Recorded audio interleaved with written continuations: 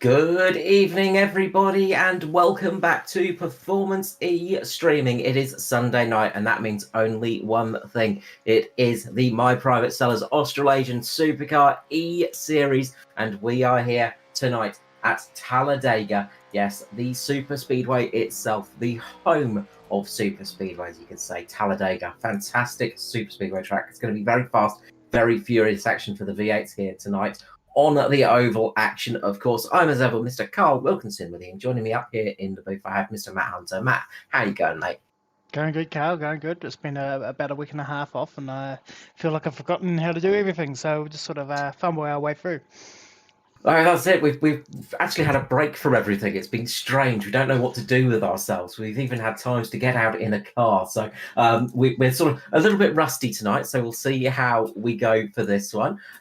But of course, Talladega, it's going to be fast, furious action, but it's going to be getting yourself to the end. That's going to be the crucial thing tonight. It is, yeah. I always sort of say that it's about buying yourself a ticket to the last sort of 10, 15 laps. Really, you want to stay in touch with the leaders. You don't want to risk losing the draft and going down laps. You want to stay on the lead lap. You want to stay in touch with the leaders. Have a reasonably clean car. Get to that last sort of 15 laps and then see what you got. See who's left and see what you can sort of moves you can pull in the draft. That's it. It's going to be big pack drafting action here tonight. Just quickly, before we go into a bit more detail, we'll just quickly look at the weather. It's currently 26 degrees on the air, but 39 degrees track temperature. That can heat up these tyres a little bit. Tyre wear is not generally a huge issue on the super speedways, but these things have a lot more downforce on the rear, and that's going to get a lot more temperature into those rear tyres as well. So we might see a little bit of tyre overheating tonight being a problem. But hopefully everybody will be okay. Championship-wise, Gary Wellman is leading after his 3 wins in succession, ahead of Justin Witcher, 27 points ahead of him. 30 points down in third is Craig Roffey, with Kate Donnelly in 4th spot, 45 off the lead, and 50 points down, Nicholas Walsh sitting in 5th position. Teams Championship looks like Pinnacle Esports have got the lead with 150 points. Simboys 148 and Rogue Sim Sports 135 points, with SRM with 132 and Inside Lane Sim Sports with 127. So a lot of action to come here tonight. Let us start running through the starting grid for the race here tonight, and it is Adam Malone taking pole position tonight. He's going to be super happy with that one, I am sure. Raymond Yeager's going to be starting on his outside on row number 1. Row 2, we'll see Kay Donnelly and Todd Maxfield lining up next to each other. The Sim Boys getting themselves up in a good spot there. Troy Davidson makes up the 3rd row with Greg Spencer to his outside. It's Chris Finley and Jai Schultz on row number 4. Row number 5, we have Gary Wellman and Dwayne Priest. Steve Hoppett and Aaron Dillon make up the 6th row. It is Nicholas Walsh and Nigel Patton on row number 7. Row number 8 sees Peter Matson with Shay Mello. Ash Nazir and Peter Gretton are on row number 9. Row number 10, sorry. Row 10, there we go. Peter Grant and Christopher Tomlin. Sorry, just got ahead of myself there. Matt Patton, Darren McKenzie, Craig Roffey, Andy Barber, Derek Jacobs, Kobe Jordan, Luke Crum, Kai Turner, Shane Roffey, Kim Roffey, Mark Turner, Andrew Hoffman, Philip Marsh, and Joseph Grenshaw did not qualify tonight, so they won't be shown up on the starting grid. They'll be starting a little bit further down the pack, trying to keep themselves out of trouble in these opening laps. 34 cars tonight, so been a few cars that had opted not to set a qualifying lap and just ride around the back and keep out of trouble, hopefully.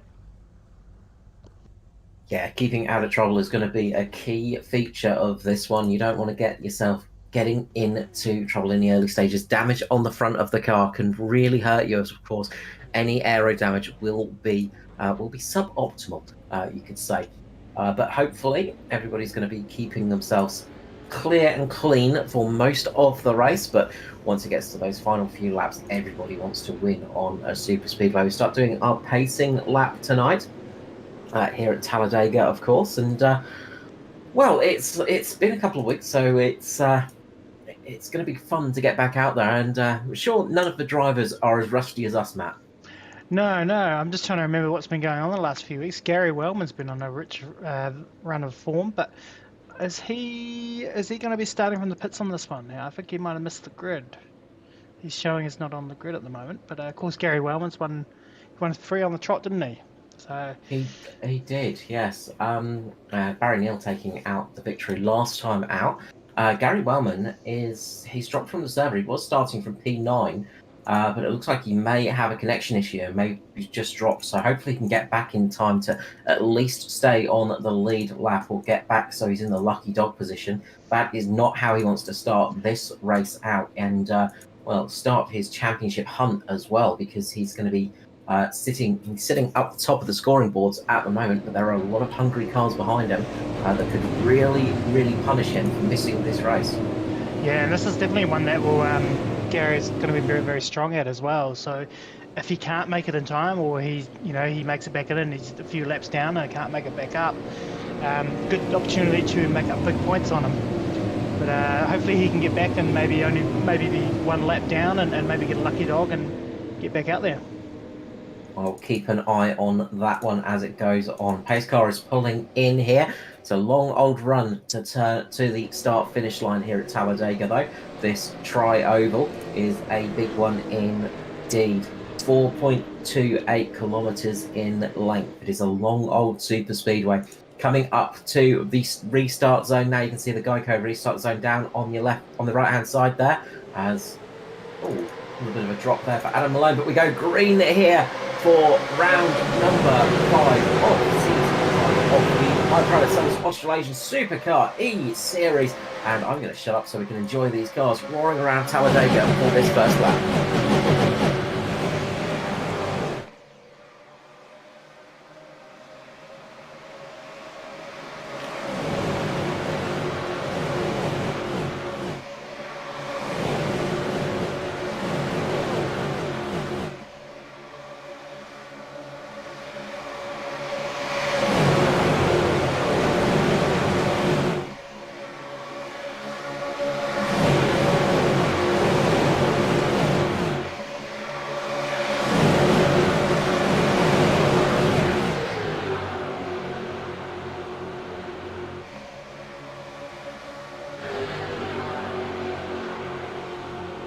And there's 33 cars making across the line for the first time tonight. We're still missing Gary Wellman from the server, unfortunately for himself.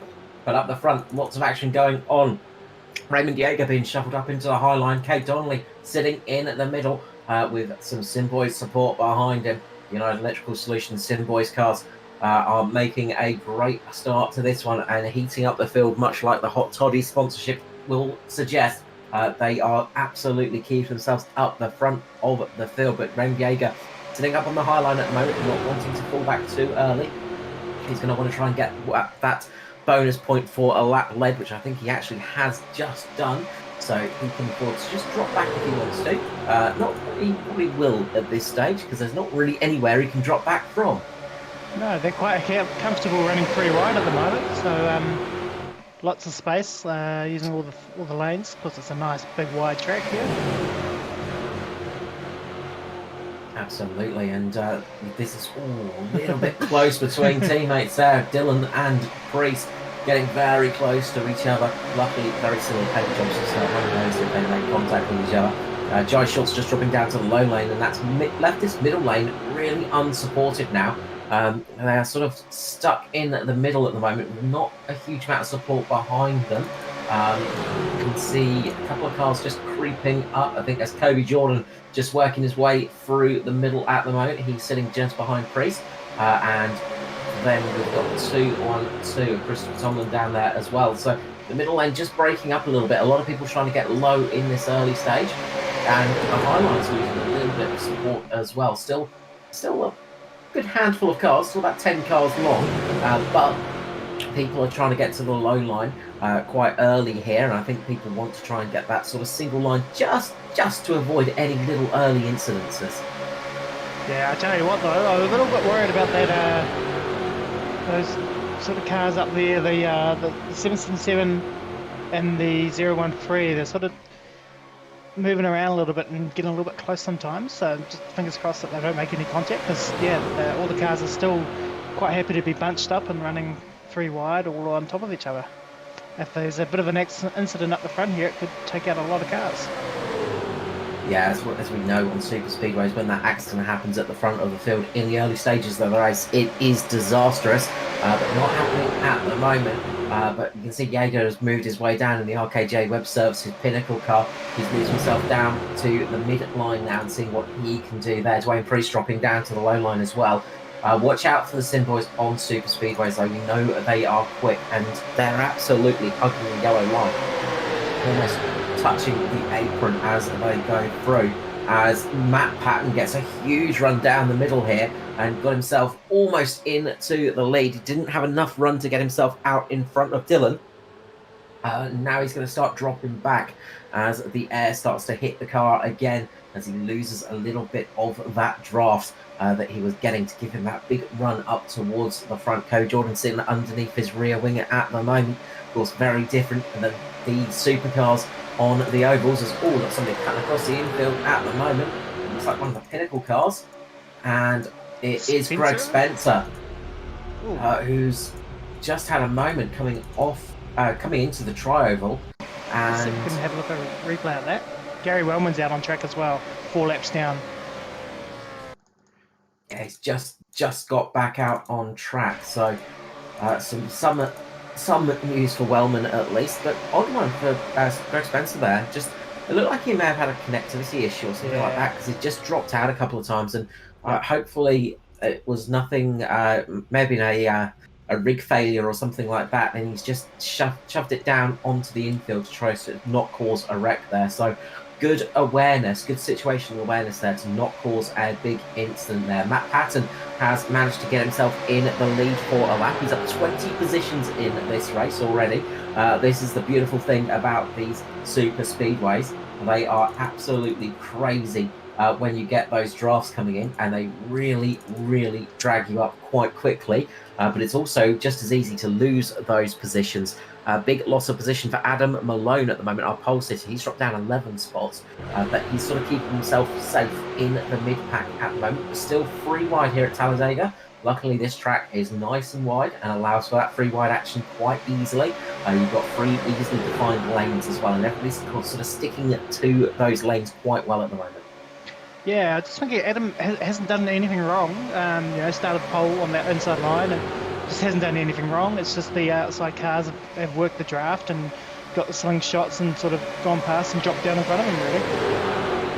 It's almost a curse, isn't it, starting off pole at Talladega, because you give the people behind you this massive draft, let them slingshot the way past you and find themselves into the lead while you drop down the field like a stone. But we've got Aaron Dillon getting a slingshot right now around Matt Patton for the lead of this race. Cody Jordan giving a huge bump draft to Patton there. Luckily, keeping themselves very straight on. Of course, the supercars, they don't have the crash structure. They don't have the reinforcements on the rear and on the front. So it's not as easy to bump draft in these things. And that can really unsettle them. But it can be done if you hit it square on and make sure you connect at the right spot. But you've got to be careful. I tell you what, I see somebody else up there having a good run, and the old Mad Dog, Steve Halpert. The 131 car. Rejuvenated from a bit of holiday, and you can't teach an old dog a new trick, but luckily he has many tricks in his pocket, Steve Halpert. And contact as curse of the commentator. Curse of the commentator again. I'm blaming you for that one, Matt. If we could get paid to do that, we could do pretty well for ourselves, I think. If you don't want to be talked about on broadcast, please pay us $200. Yeah, if you want to have a good race, pay us a few bucks and we won't mention your name. Okay, let's go and have a look at Sorry, that one. Kai Turner as well. As a driver I was actually going to mention was Kai Turner. He was on my list because he had made up a fair few positions as well. And Steve Hoppett sort of just drifted up into the side of him. There was a bit of netcode related contact there, unfortunately, and it unsettled the car, spun it round, and both Steve Hoppett and Kai Turner are very much out of this race. Yeah, it just pulled them in together, didn't it? And then it was all over from there. Whew. And I think it was Shane Mello. The 064 got right hooked. Yeah, Shane Mello had just got caught up with that one, went down into the side of the 064 Joseph Grenshaw, who had worked his way from right at the back of the field, right up to the front of the field. Got really heavily contacted in that one. Mark Turner as well. His car is absolute toast as well. I think he was working, himself and Kai Turner are working together tonight, and well, they both got caught up in that accident, sadly. I've just noticed sitting in quietly in the corner, where we usually try and keep him, where in the naughty corner, is Mr. Mark Johansson. Mark, how you going, mate? Yeah, good boys. I just wanted to be quiet because I don't want any part of that wreck. Well, it's odd, isn't it? I mean, Steve Hoppett was running fine until you popped into the booth, and Matt, I think we've got somebody else to blame here. Yeah, I reckon we should blame Mark. I mean, yeah. Nothing to do with it, Steve. I am innocent. I think we caused that wreck, unfortunately. Didn't you notice in the in the group chat, Matt? Mark had just written Steve Hoppett's guaranteed victory tonight. It just God, Mark, when will you learn, mate? Yeah, Mark told us to talk him up. We've got a huge amount of cars coming on pit road at the moment. 2 cars sticking out, Christopher Tomlin and Jai Schultz. But lots of action here in the early stages. And Mark, you might have missed the start, but you've not missed too much action until you came in right at the point where it all started to happen, unfortunately, with that big wreck here tonight from the My Private Sellers Australasian Supercar eSeries. So what you're saying, my job here is done. I can leave now. Yep. No, it's good to be back in the booth with you boys. Been missing the last couple of weeks. Had a few personal issues, but it's good to see a lot of cars out here running these V8s again, and they would be super fast around this joint. Absolutely, it's a different sort of kettle of fish, you could say, with these V8s around a super speedway. Yeah, they are fast wherever you go. Of course, they've got that big rear wing on them, that front splitter as well, dragging them to the ground. Gives them so much downforce. But on a super speedway, that's both a curse and a great thing. This is some good news for the man that's currently doing a terrible job in pit lane, Gary Wellman. He at least will get a lap back, I believe. So 4 laps down instead of 5 laps down, but it's going to be a long night for that 45. He's kind of been a little bit. That's not a great caution for him. He's got a lap back, but he is still 3 laps down, and now there's cars circulating that are 2 laps down, and so any lucky dog will mean that they get it first before him. So he's going to need either those cars in front of him that are 2 laps down currently to drop out, or make up a lap on those cars and get into a position to grab the lucky dog.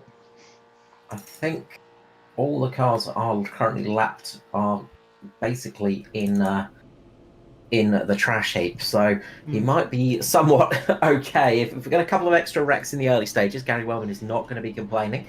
Some kind of connection issue dragged him out of the race at the start, unfortunately. The 45 Simboys car that has taken 80% of the victories of the season so far. He's been absolutely dominating, and it's going to be a hard one to get back into victory lane tonight. It's going to be even harder to get victory lane, but he's been on the podium for all of the races so far. This one, though, I think is going to be a hard one to get. Yeah, but by circulating, just in this last lap as we've been watching, he's passed cars that are now parked for a long time, and he just jumped from 33rd to 29th. So those are all good points that he's going to make up if he just keeps circulating. That's it. So, crucial points scoring positions. And yes, it's good to have you back as well, Mark, of course. And nice to have you back surgically repaired as well. Even better to hear that news. So it's good to have, 2 functioning. All 3 of us are actually functioning somewhat nowadays after many surgeries. Yeah, definitely looking at getting back into doing some NASCAR racing in the near future again. I might even pull out this Commodore and bring it back here and have a run here in this league. Absolutely. You've got to run the Ford to run good in this series, Mark. Sorry, wrong colour. Wrong colour and wrong shape. Hopefully they'll bring in a Toyota to the supercars for you, Mark, so you can get into that, because I hear your good friend, Mr. Johnson, is getting into the Toyota brand, which is great news. I'm going to get beaten for that, I'm sure, in the future. We're about to go back to green flag racing for the My Private Sellers Australasian Supercar eSeries. It's season 5, round number 5 of 11 here at Talladega. It's Christopher Tomlin and Jai Schultz at the front of this starting group. What are we going to see on this restart? We're soon going to find out, as the green flag will come out. They'll come into the restart zone. When does Tomlin drop it? He drops it now, gets a very big slingshot there, but that's not always what you want on a restart on a super speedway, because that's going to give the person behind you a fairly nice draft to get themselves into. Yeah, they've settled down the single file up front really, really quick. A bit of a mixed start for the drivers up there, but watch for that 0-1-3 to get the slingshot. He wants to get onto the point and lead this one. Okay, remember that Jai Schultz and Tomlin both stayed out, so they've got a little bit less fuel in the tank.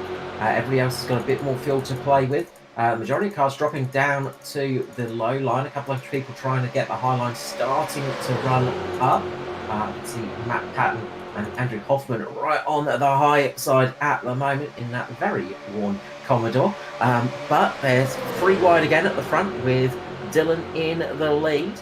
Matt Patton sitting in the middle and Hoffman all on his lonesome up on the high side. They just looked like they ran for a bit of puff of smoke there as well. That might have been left over from the previous lap. Not sure what that was about. There is someone in pit lane. I don't know if he's come Engine in blood? and locked the brakes. I just missed it. I'm just trying to find it back. Well, I'll leave you to find that one, Mark. I will leave that in your capable hands.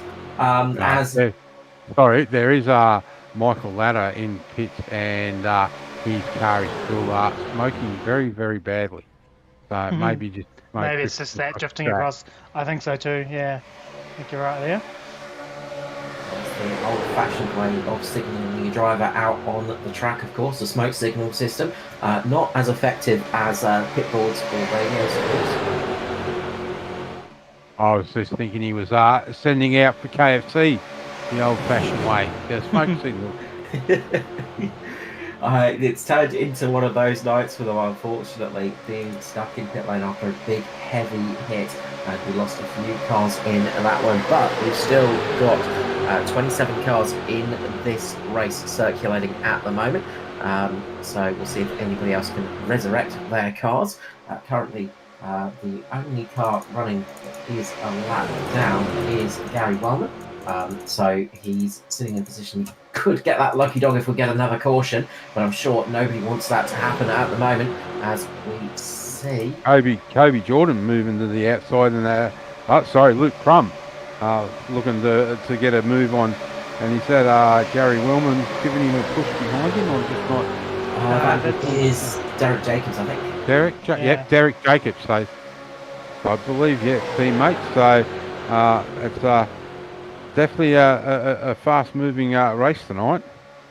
Absolutely, and they've got the inside lane production team's got a few cars up there. Christopher Tomlin down on the low side at the moment, and they've got 2 of the cars up on the high side at the moment with Crum and Jacobs. So gives them some opportunities, and Joe Schultz just lurking around there. He's not going to be too unhappy to work with them as well. And Kobe Jordan sitting in 10th position at the moment, right behind Matt Patton. So they are in a good position at the moment. They've got a lot of their cars in a very comfortable spot.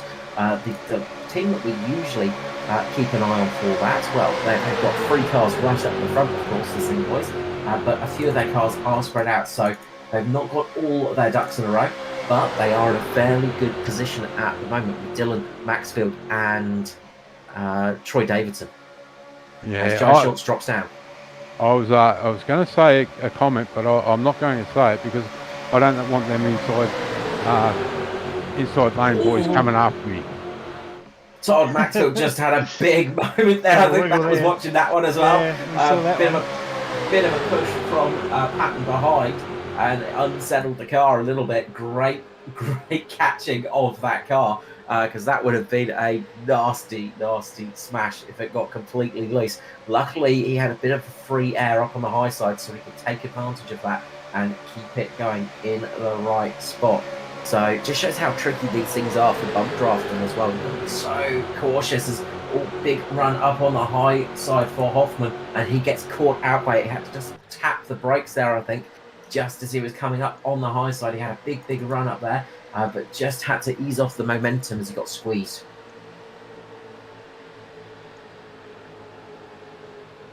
When you think about it, Carl, there's no real room here with these things to a lot of forgiveness. Like with the NASCAR, you can get a bit of forgiveness, and we just see that purple car make a nice fast run around back into that middle lane. With NASCAR, you can get a few little bumps here and there, side doors, but these things really seem to go extreme if you get a bump and it's not in the right spot. Yeah, absolutely. I was sort of mentioning before, the NASCAR's, of course, designed with that extra bit of structure for the rear and the front of the car, just to allow you to do that little bit of bump drafting. And these cars, of course, don't have that extra structure in there. So, the defenders sort of designed to bend and not really be designed to have that big nudge taken into them. And it really unsettles the car. And the other thing as well, of course, is when you get right up behind somebody, it lifts the air off of that rear spoiler, that rear wing, of course. These things have a huge amount of aero dependency. All of a sudden, that aero goes out of the window, and you get a very, very loose race car, as these things do not have the most mechanical grip. I've been very surprised at how keen they are to race at the front here. It's still pretty wide. I thought it was going to be a bit of a case of a number of drivers would just sort of sit back and ride a little bit. But yeah, I'm quite surprised. There is a number that are now riding back from probably about 17th or 18th onwards. Sort of single file at the back here, but yeah. If there is an accident here, Matt, it's definitely going to do some damage like we've seen with Steve Hoppert. There'll be a lot of cars, especially if it's on that low line, and they come up track, that's going to collect the top 10 cars. I can let you know that Steve Hoppert has managed to get it back out on track with some resurrection powers. So the 131 is back out on track, and like it's got some fairly okay pace underneath it at least. So he might be able to get back into this group if he can, but he is 5 laps down now, so fair bit off, but points can still be gained here. Car just having a couple of blinks up on the high line at the moment. I think that's Andrew Hoffman with Philip Marsh. Peter Madsen, there we go. Right behind him at the moment, and those two working quite well with each other on the high line. They've really been working with each other. Nobody's coming up there to really give them any support. The middle line's quite settled, although Matt Patton's just pulled the trigger and come back down into the low line, leaving the 16 of Todd Maxfield sort of on his own in that Simboys car, with nobody really around to help him in the middle, and everybody's sort of moving down to the low line and getting into sort of following order.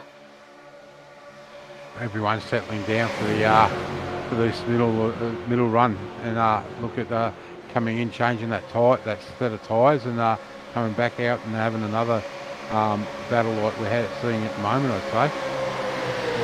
Yeah, that's going to be a big thing, working your way to the end of the race. Peter Madsen gets a big run up on the high side. Going to try and drop down in front of the cars here. Doesn't have the room to do it, and now is stuck up on the high line with nobody else for support, and just trying to use some side draft to advantage here. But the 173 just started stalling out once he got to the front of that pack and started hitting that big wall of air, and that slows the car down so very, very quickly. It's almost like driving into a stationary wall. Sometimes it feels like it's so slow as a wreck happening in behind. Huge wreck happening behind. Wow, that came out of nowhere. That was absolutely out of nowhere. Nicholas Walsh caught in that one. Luke Crum, I think, caught in that too. Philip Marsh, I think, was the Philip Marsh, Christopher Tomlin, the start of that incident. So it looks like we'll get the replay here. As Still trying to find the replay.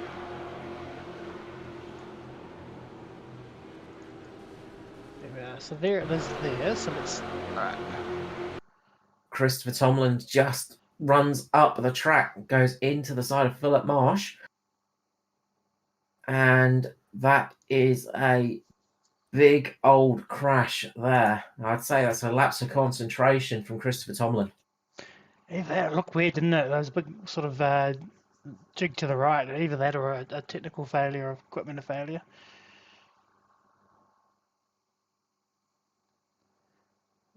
One of the Simboy cars has ended up flying and rolling, and one of the Rogue sport cars got nailed. Nicholas Walsh was absolutely flying. A couple of those rogues. Craig Rothey was absolutely annihilated, and that's crucial for the championship. That's a big name in the championship there. That has been absolutely smacked. And Gary Wellman, watch on board with Gary Wellman, because the cars fly over the top of the 45 Simboys entry, and it does not look like it made contact with that car. Craig Rothey got nailed. Gary Wellman. So if we go on board with Gary. So watch this, on board with the 45, driving along, sees this incident happening in front of him, nowhere to go here. There's two cars wrecking. Luckily, both of them get airborne. They fly over the top of him, and he just misses the back of his teammate there and gets through that one unscathed. I gotta say, his luck ran out a little bit earlier on when his connection failed, but it's all come back to him right there. Oh, you'd be sitting there in the driver's seat thinking, "Wow, I'm done. There's nowhere I can go," and he's managed to make it through, possibly for 4 weeks, but possibly no damage. Oh, I do believe there's a couple of famous words.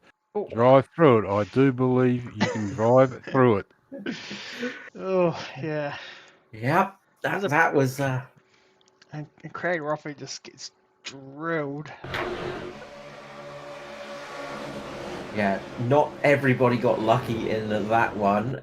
Quite a lot of cars got really heavily damaged in that incident. I think half the field actually got damaged in that incident.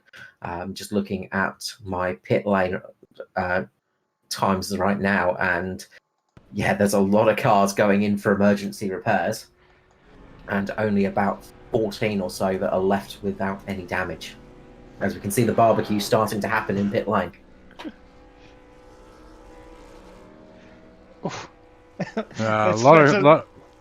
That's a pretty sad looking sight there, eh? Yeah, a lot of cars are sending smoke signals. Oh, that's a really sad sight, that one. If you are after some heating solutions, Hot Toddy heating installations, they will try and stop the heating getting too bad. Not necessarily in cars, but I think a few people will need some help tonight to get those cars cool. That is a big accident there, and that's a lot of cars involved, unfortunately. Big thank you, of course, to the series sponsors, Hot Toddies, as I said, United Electrical Solutions, My Private Sellers, of course, RKJ Web Services, Witcher Electrics, and I've done it again. I've completely, my brain has gone dead as I've been talking, and this has happened to me a couple of times in the past couple of broadcasts. I do apologise about that one. Go through talking about things, and then all of a sudden your brain just switches off.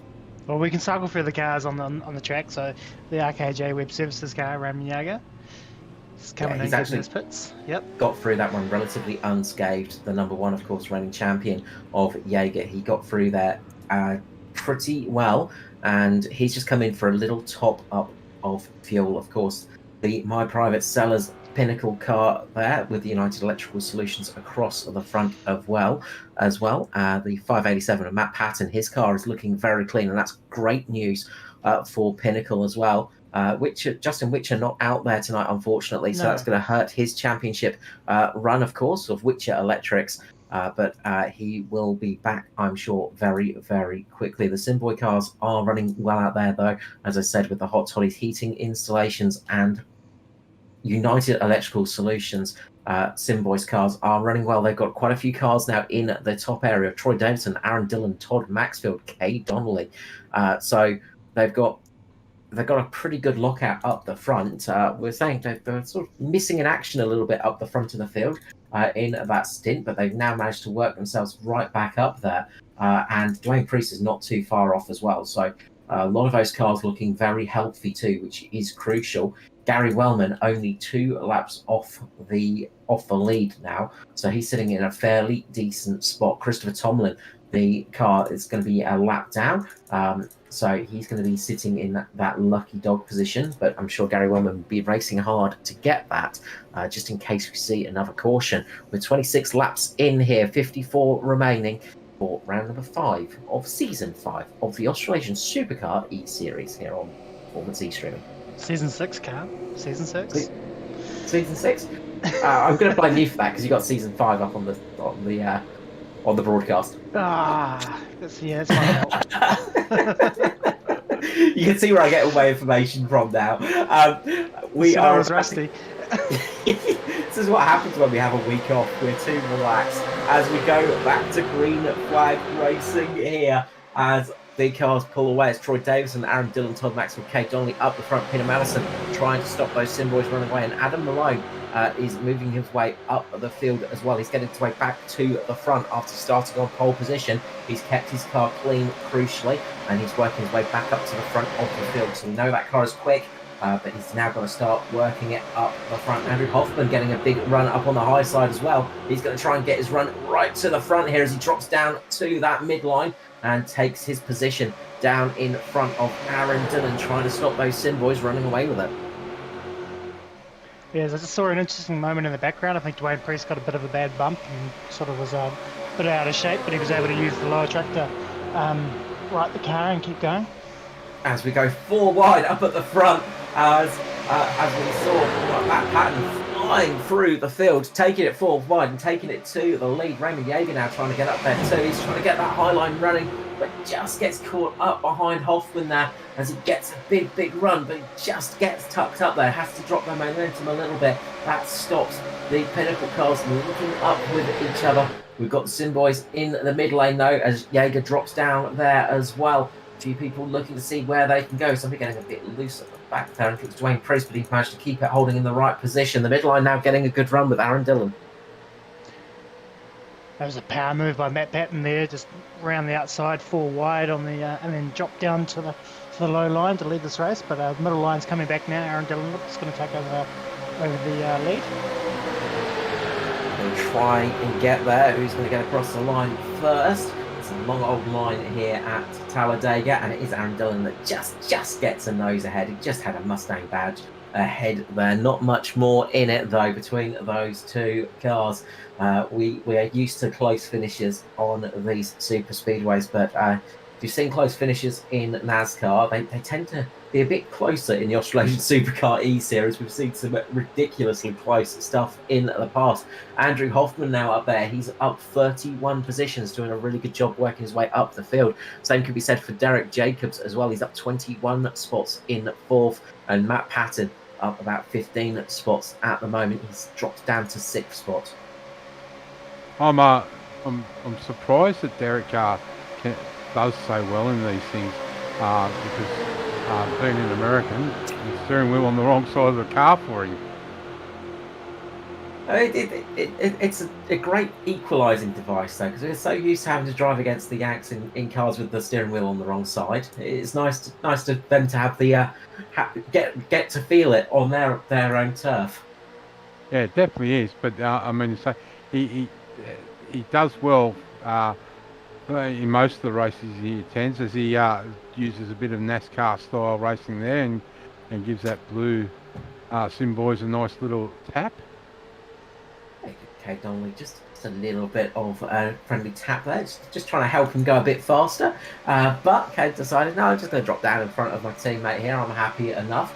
You can see Raymond Jaeger's worked his way up nicely through the field, and Matt Patton's right behind him. So those Pinnacle cars have linked up with each other nicely behind the two Sim Boys, as the inside lane production cars now working together. It's Kobe Jordan with Derek Jacobs in the lead. Kobe Jordan giving him a nice little push here. Kobe working his way up through the field nicely, up 23 spots in the 080, and he's got himself right to the front of the field.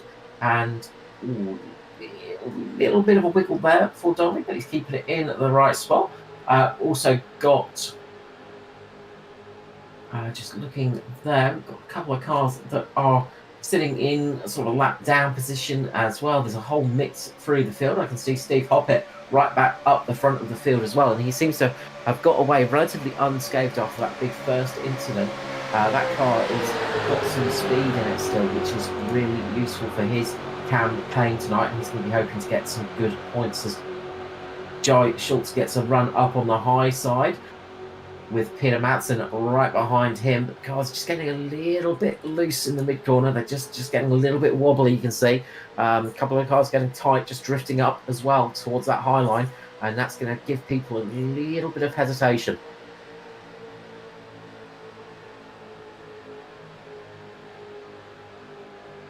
No, I believe I'm in the right spot. Nice. Yep. Just double checking. My brain might be slightly delayed. I do apologise for that one. I'll blame painkillers on that one. But you can see up on the high side, the 131 moving his way up to the front, and that is Steve Hoppett. We won't talk too much about Steve now, just in case. We don't want to ruin his race again. But being pretty racy, still up there. Kay Donnelly in the lead. Yeah, I think there's a few cars we won't mention now. Yeah, their payments have come through, so we'll just talk about the weather today. Interesting to see up the front, there's a number of tandems going on. You got two Simboy cars, you got two inside lane cars, two Pinnacle cars. I think Steve might be working with the 51 car of Hoffman. I'm not quite sure, but there we drop out. Donnelly just having a little bit of a blink there. That's not what he wants to see. And just looking through the field, and I was just thinking, probably not what Gary Wellman wants to see is Steve Hoppett having a good run up there as well. Gary Wellman sort of dropped off the back of the main pack, and he's sort of sitting back there, quite a few cars back. He's 2 laps down at the moment. But he really wants to be in that lucky dog position just in case there is another caution, but also wants to try and keep that car out of trouble, I'm sure. Well, he's only got to worry about Tomlin. Tomlin's the first car 1 lap down. Gary's 2 laps down. So I think Gary's in a situation where there's not much point of him racing hard. He's got to kind of just wait for the cars to fall his way, really, to get back into this one. It does indeed. It's getting a little bit more racy up the front as Kobe Jordan and Raymond Jaeger getting close to each other, but they're still pushing along nicely. Derek Jacobs leading those 2 cars. You've got to be careful though when you're really pushing like that, because the second car in line and the third car in line can get a little bit hot when they're sitting like this, of course. Race cars do not like hot air being breathed down their throats, especially from a car in front of them. That really can hurt the engines later in the race, but the inside lane cars pushing nicely in the middle at the moment. They've got a car ahead of the Sim Boys on the low line. I wonder if we're going to see Derek Jacobs drop down there just to cover that line off, but no, he's still sitting in the middle. That mid lane is looking like it's working well for them at the moment. The inside lane of the Sim Boys is working well for them as well. They seem pretty comfortable down there. The Pinnacle cars have been broken up a little bit. Matt Patton going up to the high side now and working his way towards the front. Raymond Jaeger deciding, no, I'm happy sitting down here on the low line. Yeah, I think we've seen most of the passing, majority of the runs coming on that outside line, and maybe Patton's thinking he wants to get back up to the front there and try and work his way around the outside line to do that. Just think watching a couple of... Sorry. Yeah. Just when Raymond was just sort of dropping low there, I don't know whether he was trying to get a big gulp of clean, fresh air or whether he was thinking about dropping back or not, but then he pulled back in. Yeah, I was just watching that. A couple of cars just keep themselves out of position. I wonder if they're starting to get a little bit warm, or if they're just trying to get a bit of a picture of what's happening in front of them. Of course, not easy to see what's going on in front of you in these cars, with a couple of cars back in the pack. Not the best view out the side windows in these cars. And well, when you've got one of those huge rear wings in your face, there's not much you can see out the front either. So dropping down to the low line just on the straights is usually the only way you can see what's happening a few cars ahead. Yeah, and just checking the temperatures there as well. Like they haven't really drastically changed since the start of the race, and it doesn't seem to be that hot. So, I mean, air temperature is only 26, so I wouldn't imagine the cars would be getting too hot with the air coming in front of them. No, they wouldn't imagine there would be overheating issues at the moment, but he has been sitting in that spot for a while, so maybe just getting a little bit bored, wanting to get a bit of a better view. Maybe. Peekaboo. Just letting people know that they're still there. Exactly. He's just filling the mirrors of the Sim boys in front, just saying, you know, I'm still here. We're still here. Don't worry. We're still chasing down in the Chiefs Championship. We're still going to be leading if we stay in this position. Just so you know, I'm here behind you as always. Oh, a little bit of contact for Derek Jacobs, I think there. Just got a bit loose going down the straight. A little bit of contact with Andrew Hoffman from behind. That caught the car very, very loose for a couple of seconds there. The 04 just holding on nicely. Yeah, but we're going to see another wreck there. Looked like got quite a bit out of shape there and a bit of a hit, but did a good job of catching it. And he's managed to drop down now and sort of line up in front of his teammate on that bottom line. Yeah, I think having a teammate down on that low line to just give that little bit of a gap down there, as well as being on the straight, probably helped that from being a bigger wreck than it could have been. That would have been a nasty one had it happened. But now there's a rather green 45 Simboys car just flying its way to the front of the field. We saw it holding back a little bit, but now Gary Wellman he's thinking, well, if I can't get my laps back because of wrecks, then I'll just do it the old-fashioned way. Well, I think it would be a really good move, a really good team move to get Gary out on the point of that low line, and if there is another caution, he'll already have one of his laps back, and he'll only be one lap down. He won't get the lucky dog, but at least it gets him another lap back. Absolutely, Matt. It's a really good thing, good thinking there as well. If he can link himself up to the front of the Sim Boys and just keep his nose ahead, he'll get his lap back if there is a caution, and he will be sitting in a pretty position as well, because there's less chance of getting wrecked when you're sitting in that spot. But Matt Patton's thinking, well, you know, I'll help you along a little bit here. I'll give you a bit of a push. But Andrew Hoffman sprocked off his chances of getting in front of the Sim Boys as Gary Wellman drops to the low line there and gets himself in that prime position. If we see a caution, Hoffman just slides out up into the high line again. This is giving the Sim Boys that perfect opportunity to link up 3 cars. Could it be 4 cars as well? Because here comes Troy Davidson in the 023 flying along. Yeah, that's what I would, if I was them, that I would try and orchestrate that. I don't know exactly how I would do it, or how to do it, but yeah, if you can get Gary out on the point there, if there is another caution, that's one lap back, and then he's only 1 lap down, and it could be another caution after that, and then all of a sudden he's on the lead lap with a fresh car.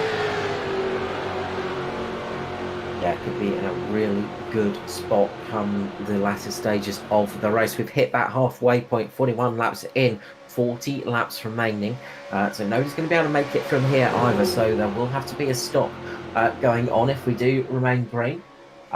So people will have to come down pit lane in, we expect about 10 to 15 laps, about 10 to 15 laps time. About 25 to 30 laps is usually the fuel mileage here at Talladega for these supercars. So the thing is, do you stay out until you run run the tank dry, or do you try the undercut?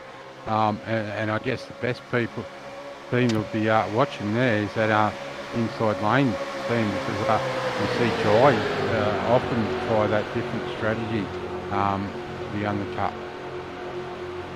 I'm also thinking that could be a really, really good advantage for the Sim Boys if they can get all 4 of their cars in, even a couple of extras down the back of the pack. If they get all of their cars in and link them up with each other, they will have a beautiful line to work with coming out of pit lane, where everybody else will be a little bit higgledy-piggledy and not be quite as well formed up. So they could gain a huge advantage in a pit stop here, but they've got to do it at the right time. And well, they don't need a caution flag coming out when they pull it into pit lane. That's going to be the crucial part of the gamble for them. So we'll have to see how that one unfolds as well.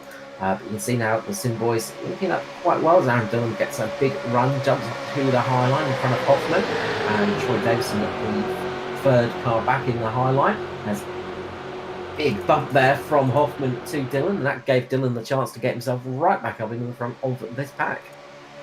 Yeah, I was just keeping a close eye on that. I just wanted to see what was going to happen there, because I was thinking that because there was a number of Simboy cars swarming up to the front there, and I was thinking, do they want to look at trying to control the 2 outer lines and slow them down a little bit so that the inside line is always ahead? Because it's all well and good having Gary at the front of the low line, but at any moment when the caution comes out, he may not be ahead of the leader. With 4 wide, with Wellman, Dillon, Matson, and there it is.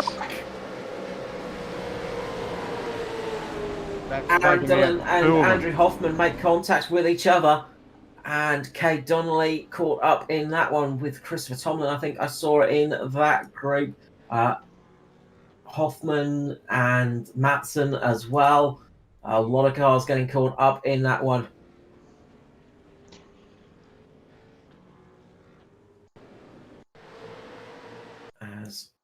We just go back a little bit more. Big wreck there, 4 wide through there. And you can see that low line gets really, really tight there. They get pinched down, and it's just going to be on the exit. I think there's contact between those 2 cars. Bit of racing incident really between those 2, and just that little bit of contact at the back, and that spins Dillon around, and that takes out that high line completely. Oh, and then I think Davison got into Donnelly as well. That's Cade's car, pretty much toast. Yeah, those 2 got really big hits, and I think Christopher Tomlin might have just gone into the side of Nowhere to go, yeah. Kay Donnelly there, so that's a big old whack for those cars.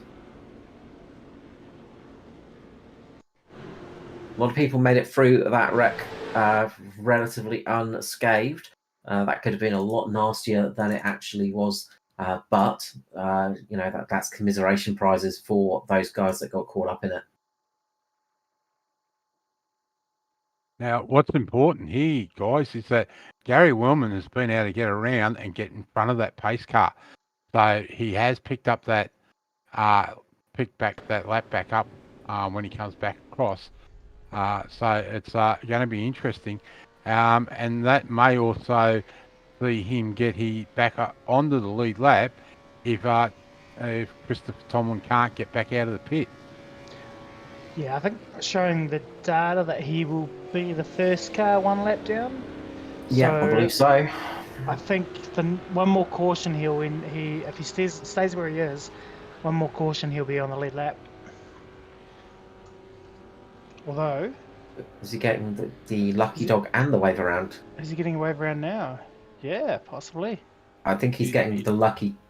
Yeah, I think he got the. Yep.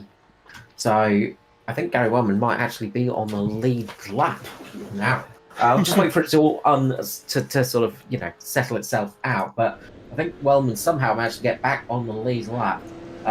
It's been a lot of hard work for that car. I think it was 5 laps down at the start of this race, and it's through a storm of wrecks in front of it, and many tense moments, but Gary Wellman has chipped away and worked his way back up the field, back almost onto the lead lap. So an impressive run there. Matt Patton is going to be leading with Troy Davidson.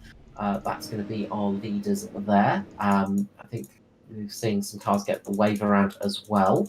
So I think a few people are sort of getting into those spots as well. So there's going to be some good positions to get in this one. As Joseph Grenshaw, I'm just seeing back out on track as well, trying to get some points away. 32 laps down, unfortunately, getting caught up in that early wreck.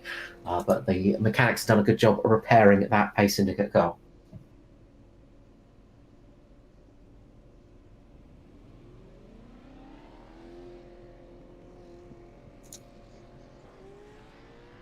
So I think Gary Wellman is he's on the lead lap. There we go. Yep. It's just updated. So yeah, he is on the lead lap. So it's been an eventful night indeed.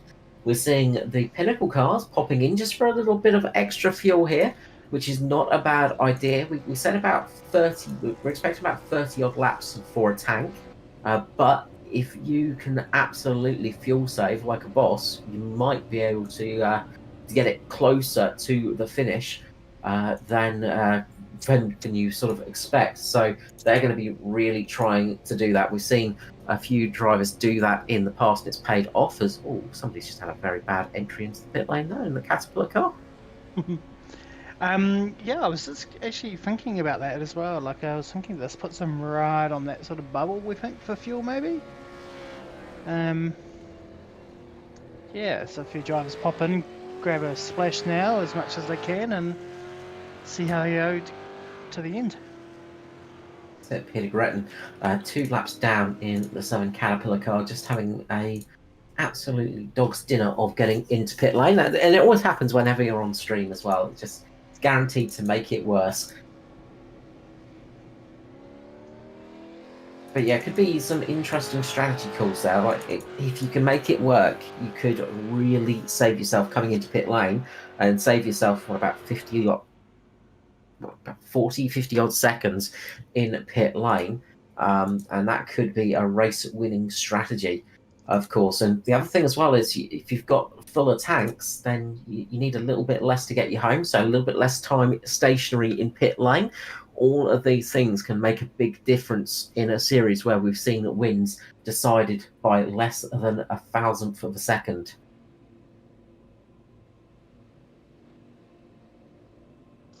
And of course, if you get any more cautions, you won't need to pit. That'll certainly help you fuel save that little bit more, and certainly put you in the bubble. So it'll be interesting to see how it goes from here. Absolutely. So lots of different strategies to get our bits onto. So we'll see how that one unfolds. Pace car is pulling in, and we are about to go green for Season 6 of the Australasian Supercar eSeries here at Talladega for round number 5 tonight of 11. And, well, it's going to be a fun run to the end. Hopefully, we've seen the last of the cautions into the restart zone. They have been, and they are back to green flag racing as Troy Davison gets across the line.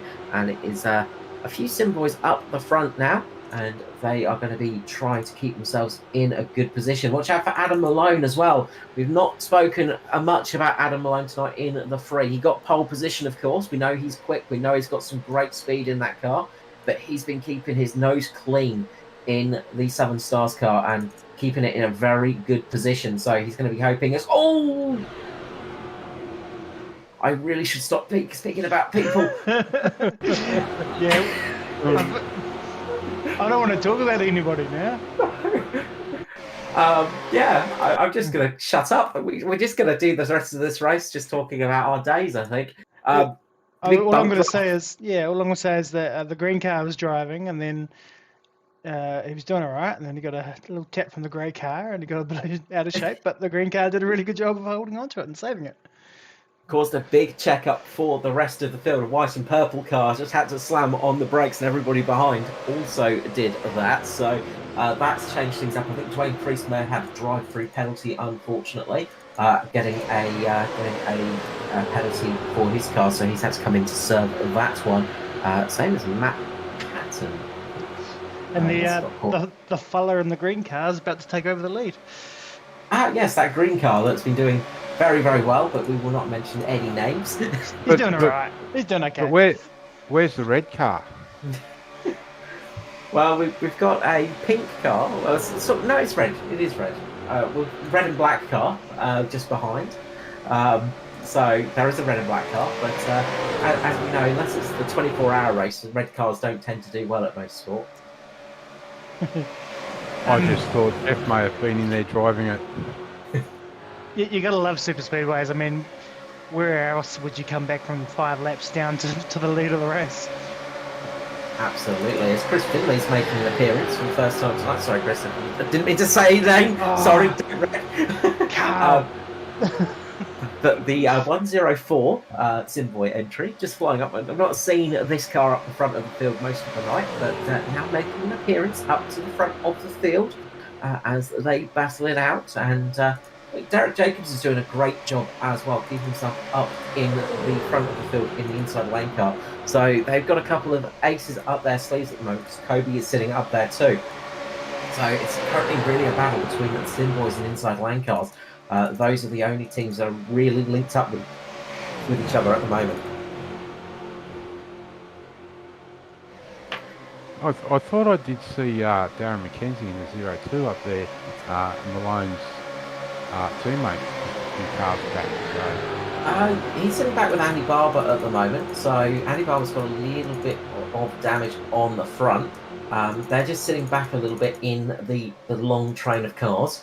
So they're down in 12th and 13th position at the moment. But if they can get themselves linked up with each other, they could be in a really strong spot. We've got 29 laps remaining, of course. We don't think everybody can make it to the end. So we're expecting a splash and dash, basically, for most of the cars here tonight. As somebody had a bit of a blink there. May have been Derek Jacobs just having a little blink in and out of existence, but it's looking like it's settled now. Meanwhile, up the front, Cody Jordan has taken the lead of the race in the 080 and got himself right up there. We've got Joseph Grenshaw right up there as well, who is fair few laps down, but trying to get some points on the board tonight in the 064, and well, keeping it racy as well. Right up on the high side, Peter Matheson's managed to get the car back out of the junkyard and keep it on the lead lap, and he's right up there still, but a lot of front end damage on that car is going to be making it act like a parachute as soon as you get out from the nice hole punched in the air from the cars in front.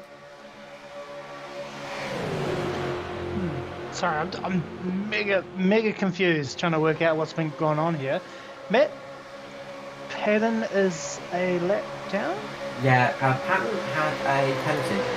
So Matt Patton had a penalty with Dwayne Priest. So both of those had a stop-go penalty, and that has thrown them right down, unfortunately.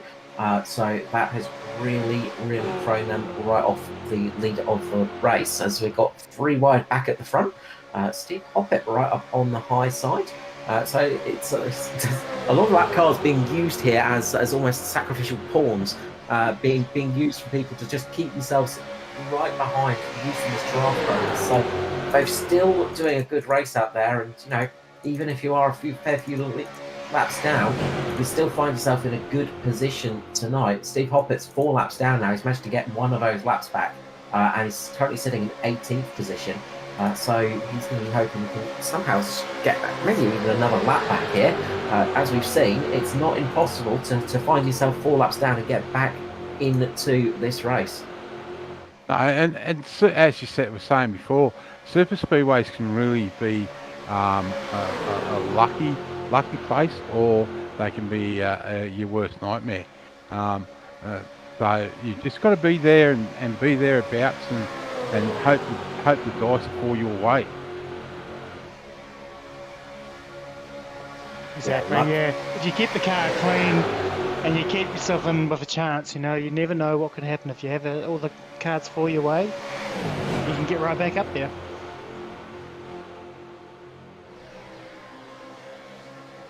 yeah, it's that thing of sometimes it's better to be lucky than good almost on a super speedway. But there is a lot of skill in play as well. You need to have both the luck and the skill to really make it work, and we're seeing that up the front. Those drivers that just know what they're doing on the super speedways, just keeping themselves sort of out of trouble and keeping themselves in the race. That's the important bit.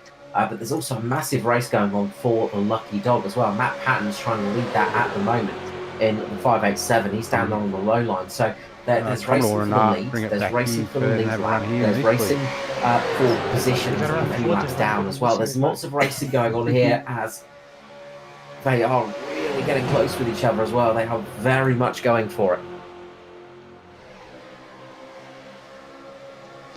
Just hearing a bit of chat as well that a couple of laps short on fuel. Yeah, so keep an eye on that. Yeah, Aaron Dillon's just chucked a message in the chat saying that a couple laps short of fuel by the sounds of it. So yeah, it's interesting to see who can save or whether they just go for it and come in for another stop. Yeah, well, we said those cars coming in right at the end of that last caution might be able to scrape it across the line.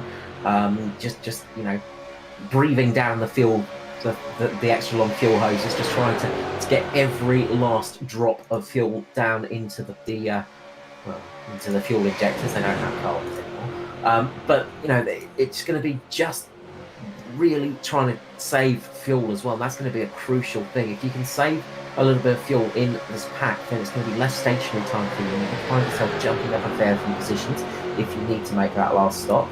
If you can just scrape it by, even if you might even be a couple of meters short on fuel, you could still win this race by just holding it out. As the front gets very close to each other again, Kobe Jordan leading that run, and the car on his high side there of Joseph Grenshaw really keeping him honest, keeping that sort of almost keeping inside draft there as well. They are really, really close to each other. We know these cars can get a bit nervous when you get that close to each other as well. Yeah, I never understand why lap cars side draft the leaders, but anyway, if I was Kobe, I'd probably let him try and let him get in front of, and drop down in front of him, and then just use him to break the wind and save a bit of fuel behind them. Yeah, it does. I always go. It's always fun to have a bit of racing when you're a couple of laps down. If you know you've got pace on a track, but the leaders tend to avoid racing them too hard. You try and keep yourself out of trouble. Just looking at Steve Hoppett keeping right up on the high side at the moment, keeping in relatively good pace, even though he's out there on his own. Keeping up good speed in that car, which is a shame because it shows just how much pace he had tonight after he got caught in that incident. But racing so close to the leaders when you're so many laps down, it does get a little bit nervous. You got to say. Yeah. But they're doing all right. They're doing okay. They're just logging laps. But I mean, you've got four or five lanes of track. I don't know why you need to be crowding each other at the front there. Oh, and that's what happens. So, yeah. Contact between Grenshaw and Kobe Jordan in the 080. The leader gone around and a big wreck behind him, and a fair few cars caught up in that one as well. Steve Hoppett absolutely got caught in that one, as well as Raymond Yeager. Yeager somehow survived that melee, but there was a lot of cars stationary behind. The man with a million lives, Mr. Gary Wellman, has somehow made it through almost unscathed. He's finally got some damage on the 45, but just on the rear panel. But that was a big whack, and this is going to be a crucial for those people that were low on fuel. This is going to give them the opportunity to jump down pit lane, get that fuel. Look at the cars on the inside lane, though. They really did a good job of avoiding that one. And watch Michael Ladder got tagged again. Yeah.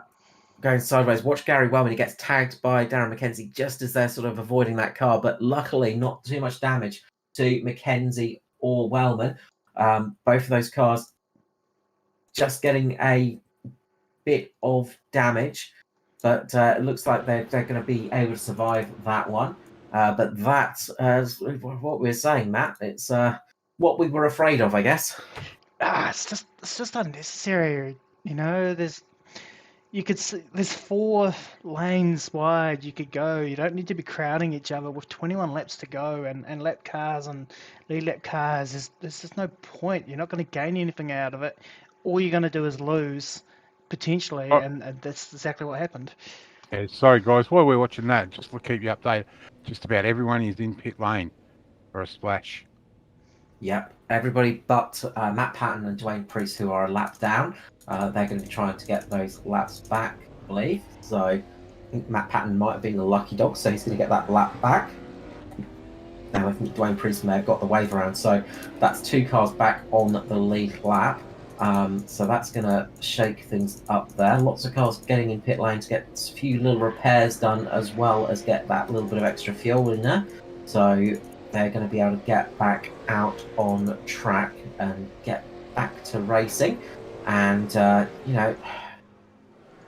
it's a big shame there for the 080, you got to say, because, as I said, look, I can kind of understand really racing hard for the lead if you're a lap down, but when you're multiple laps down, there's really no point in it. Nothing to gain, everything to lose. And, exactly when I say everything to lose, that is the exact thing that I mean. Like, that's the sort of thing that happens where you just lose, and there's nothing to be gained out of it. It's crazy. Yeah. But no, that's a shame. He had a good run going on there, and if you're side drafting like that for the win in the last couple of laps, yeah, it's all game. Go for it. But just it doesn't seem, yeah. Earlier on, we were running 3 wide, and everybody had their own lane, and it was all pretty good and comfortable. But when cars get damaged, when they're getting a little bit older, when getting a little bit more fatigued, and as I said, when cars have got damage as well, they're not quite as reliable for staying in the same position. They can get a little bit wobbly sometimes. They wear their tyres different. There's lots of things that can really, really affect the car. But that is motorsport, unfortunately. Sometimes it can be a fantastic race for you, or it can be a race to just file away and go, well, maybe next time. And for a fair few drivers tonight, that has been the case. I saw Nigel Patton get really caught up in that one as well in the 90. The whole front end of that car is caved in at the moment. It looks like a pony has bucked and kicked the whole front end of that car in, unfortunately. And that thing will not be running the same. And Nigel Patton is the final car on the lead lap at the moment, on lap 15. Got Peter Grattan, the first car back, is a couple of laps down. He's currently 2 laps down. So he's going to be trying to just get some points tonight, and could find yourself nabbing a top 20 tonight at least, just through the attrition. Oh, exactly. Yeah, you got to keep going as much as you can in these races, and if you really care about the points in your championship, because you will pick up points. What have we got? 14, 15 cars running on the lead lap. Yeah, I'd say about 13 and a half cars, I reckon, if we counter in for missing panels and missing bits of bodywork and a couple of pistons thrown out of those cars. But yeah, there's a few wounded warriors out there. I would think that's not even the top 10 cars don't have some form of damage on them. I mean, Gary Wellman's in, I think, 7th spot, and we know he got a hit before. Raymond Yeager got very lucky in that incident. He took it down and basically drifted his way through the problems, and he's starting just in front of Wellman. Ashton Zier's having a good run in the 630, being very quiet, but kept that car out of trouble. Very clean looking car, and that could be crucial for this run to the flag. Whoever's got a clean car will be sitting pretty now for these next 18 laps.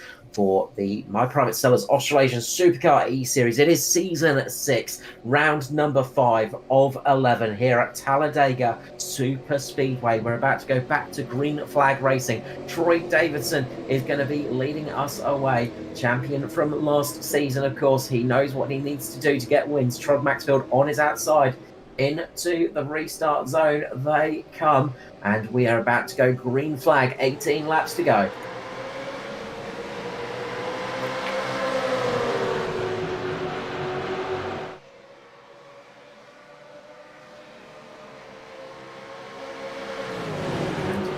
Get back to racing as they come through, and it is Troy Davidson up in front, and the Sim Boys, well, we know they're good on super speedways. They have strength in numbers as well, which is useful, but they're also extremely good on these super speedways. They're making themselves up quite well.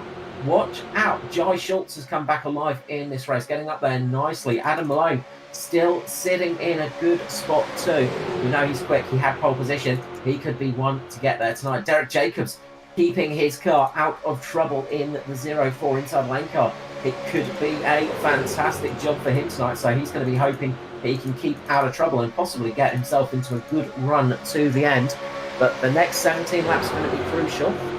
It's going to be finding yourself in the right spot, the right position, and working out when to take that slingshot to the end. You can see Gary Wellman keeping up in the mid lane now, sort of keeping those lanes sort of Sim Boys safe, but the high line is coming through. Yeah, look at that. Look out for those Pinnacle cars up top. They are going to the front.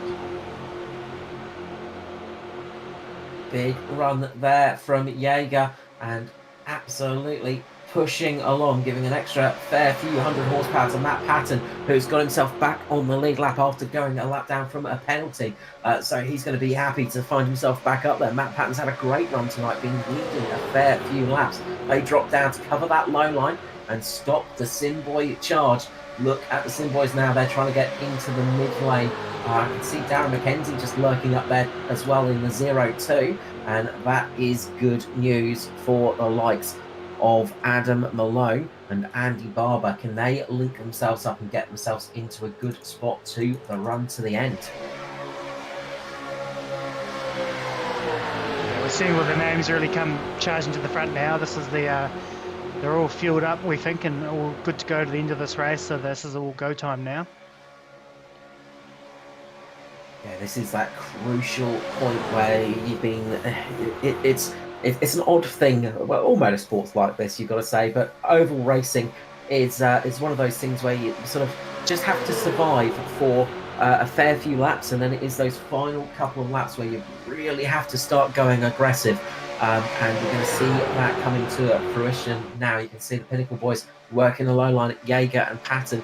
Matt Patton, that is, Patton out front. Jaeger giving a good push. Gary Wellman up on the high side. And Gary Wellman would be delighted. We were talking about probably not looking in for a shout at getting on a podium tonight, but he's now in for a shout of possibly taking victory tonight after starting about 5 laps down. Yeah, we thought he was going to be sort of in damage limitation, really. Or, you know, he needed a fair bit of luck to come his way to be able to get back up there, but it's worked out for him. But we shouldn't be talking him up too much. no, I'm sorry, Gary. As they go 3 wide, and it's Jaeger, Matt Patton, and Wellman. And look at the car behind Darren McKenzie. He's been quiet all night long. We've barely spoken about McKenzie, but he's up there too, really pushing along well. Troy Davidson be really hunting a victory. It's been sort of slim pickings for victory lane for Troy Davidson, but some great championship results because he is so consistent. Will he be able to get a W next to his name tonight? He's surely going to be hoping for it, but this looks like it's going to be the main group of cars that are fighting for the moment, because everybody else is just sort of sitting in a sort of holding pattern at the moment on that low line, although they are still sitting very close. There's only about 2 seconds separating the top 13 cars. We get back 3 wide across the stripe, and we see the Pinnacle Boys back up top, but in reverse order. We've got now Jago out in front and Patton giving the push. It's almost like shuffling a deck of cards, isn't it, Mark, when you're racing in restrictor plate style races on sort of super speedways? You're shuffling a deck of cards while you're riding a bicycle at a couple of 100 miles per hour, and also trying to look in your mirrors to see what's going on around you. There's a lot you've got to be doing, and you've got to really, really get everything in the right order. Otherwise, accidents will happen. That we've seen that tonight already. Yeah, definitely. And feel sorry for Gary here. He's been stuck in that middle lane. No one to help him. He tried to get back out in front of his teammates, but he's just trying to make that lane a filler and make those Pinnacle cars go even wider than they have to. Yeah, he's doing a sort of solid job in the middle at the moment and just keeping those Pinnacle cars at bay almost. We've got 11 laps remaining. I wonder if we're going to see some people just doing a couple of practice runs just in the next lap or two, just getting an idea of how much of a run they need to get themselves up to the front, seeing what they can work out to get them to that line. 69th lap of 80. We are very much drawing to the final few miles of this race, and this is where you can start doing those practice runs, Mark, isn't it? Where you just do a couple of little lunges, just get an idea of what's going to be happening in front of you, and then you hope that it stays that way up to the white flag, and you can get that perfect run for victory. Yeah, definitely. And we just see back there the second Southern Stars car of Andy Barber come up and get alongside his teammate Mackenzie. So if Gary gets back down and joins that bottom line, I think you'll find that Mackenzie and Barber will slide into that centre lane, and it will be a three-way team battle. Yeah, they are looking in a good spot at the moment. Just wondering if something's happened to Adam Lonestar, because he's dropped off a little bit. He's dropped all the way down to 10th at the moment, but he's in a position where he can get an absolute vault, and he's doing it right now. He's using a big draft to pull himself right up there, and 3 Southern Star cars are about to lock themselves into a good position. As we see, that is Peter Gretton there, just sitting in that group, and he's sort of sitting, hoping for maybe a caution, just so he can get a lucky dog to get him at least 1 lap down. He could still find himself back on the lead lap in this race, but up the front, Todd Maxfield still up in the lead. Wellman's still caught in the middle. He's sort of acting as a sort of a linchpin in that middle, just stopping a midline forming. And now it's Jaeger and Matt Patton right back up on the top line, starting to form up once more, seeing what they can do. Now, if I was the Southern Esports guys, and that's now just gone away because Derek's just gone up into that centre lane, I would have been trying to get those 3 cars in behind Wellman and push Wellman to the front, and then at least you've got a chance. You know, you've got two rows of 3, and then you've left the Pinnacle boys up high, trying to make their run with just the 2 of them. But you could see those last couple of laps coming out of turn 4, Raymond and Matt was definitely trying to have a run down across through that triangle to see what top speed they had for a last lap dash. Yeah, we saw a car just blowing up on the inside, and that was Nigel Patton. That's crucial for the team's championship as well, because Pinnacle, they will be wanting to get their cars in a good position for the team's run as well. I don't know which drivers are nominated tonight for Sim Boys, but that's all part of the game too, getting that team championship up there, and could be a really crucial night for that one as well. As we've seen a lot of attrition here tonight, so all of those extra little spots in the team's championship could be crucial. Wellman, he's just keeping himself right in that middle, just plugging the hole basically. He's like that little Dutch girl putting her finger in the dike, just stopping all of the rest of those cars flowing through and working their way to the front of the pack. He's playing a crucial role at the moment for the Sim Boys. Yeah, definitely is. But it's a bit hard with Derek there by himself, no teammates around him. Jai's sitting back there waiting for a mistake, and he'll pounce if there's a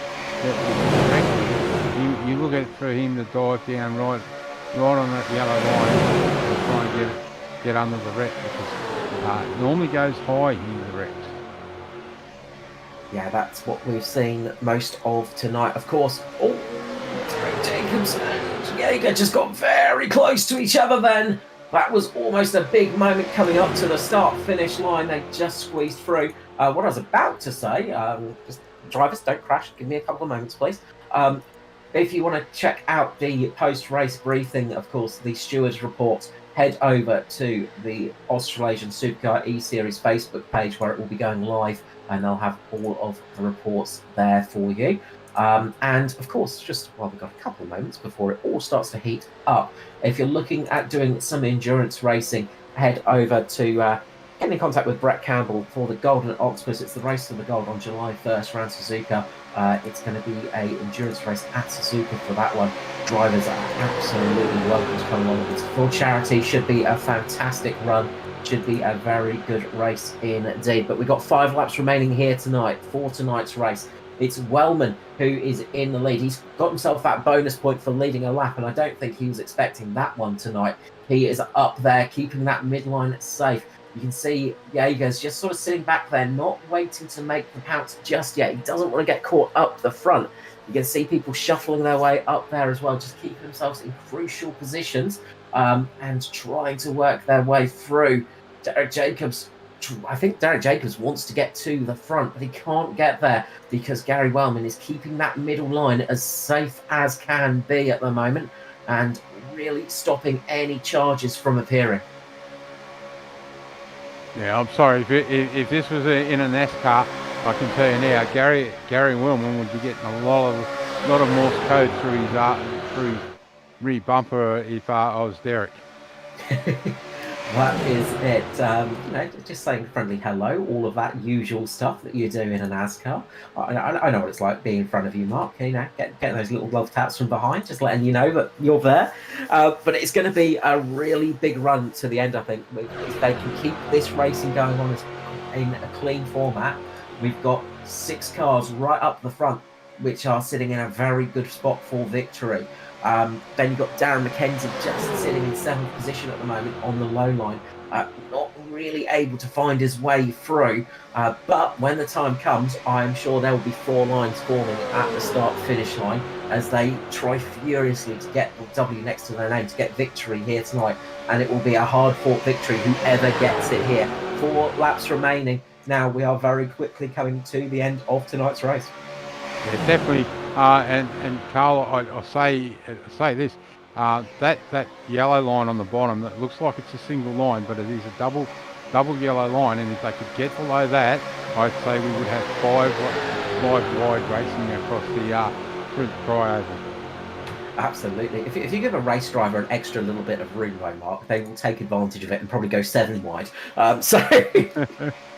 The grass is not off limits. The grass is absolutely part of the racetrack. That's fine. It's a slightly better surface to race on. That's absolutely fine. You can cut them on while they're doing it. As they come across the line, 3 laps remaining. We are very much getting to the end, and this is where people are going to start thinking about that pass. Still a long way to go. They can't make their move too early. If you pull the trigger too soon, you're going to find yourself vulnerable to the end. You've got to make that pounce at the perfect time, and that's usually when the white flag flies. You want to make sure you're in a prime position. Usually at turn number 3, you want to start making that pounce so nobody has a chance to get themselves back in front of you. That is always a crucial part of the race. You can see the high line starting to come alive now. Jaeger is starting to push his way up towards the front, moving himself up past Wellman now. He's just doing a couple of probing attacks, just getting an idea of where he needs to run to get that one working.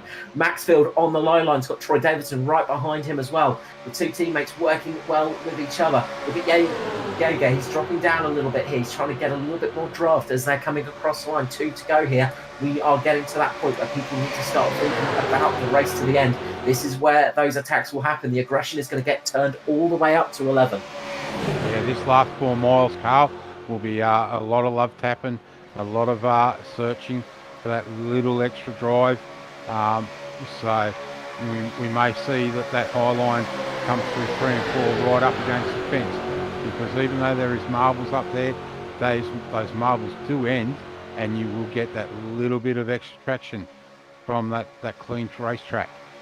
That's it, that bit of drive that you can use. It could be crucial here tonight as we're coming up to the line. We're about to see the white flag fly here. Once that white flag comes out, that guarantees us a checkered flag finish. We are very much getting close to it. Look at Jaeger, he's getting a run now as well. White flag flies, they get across the line. We have got less than a lap remaining. This is where the attacks will start happening. Wellman in the middle, Jaeger on the high side, down low. Todd Maxfield pushing his way forwards, getting a lot of help from Troy Davidson. As, oh, there's a wreck happening behind as Patton and Chris, I think that was Chris Finlay, got into each other. That's left Jaeger without any support on the high line from teammates. As you can see, they're coming round the final few corners now on the inside. They're getting a run. High side trying to make a run. Look at Jai Schultz trying to get that run on the high side. We come up to the tri-oval. Somebody gets loose coming up to this section of the track. They're coming. As Gary Wellman gets a big push from behind. Derek Jacobs really helping them out as they come to the line. Who's it going to be? They cross the line. And Gary Wellman takes victory at Talladega.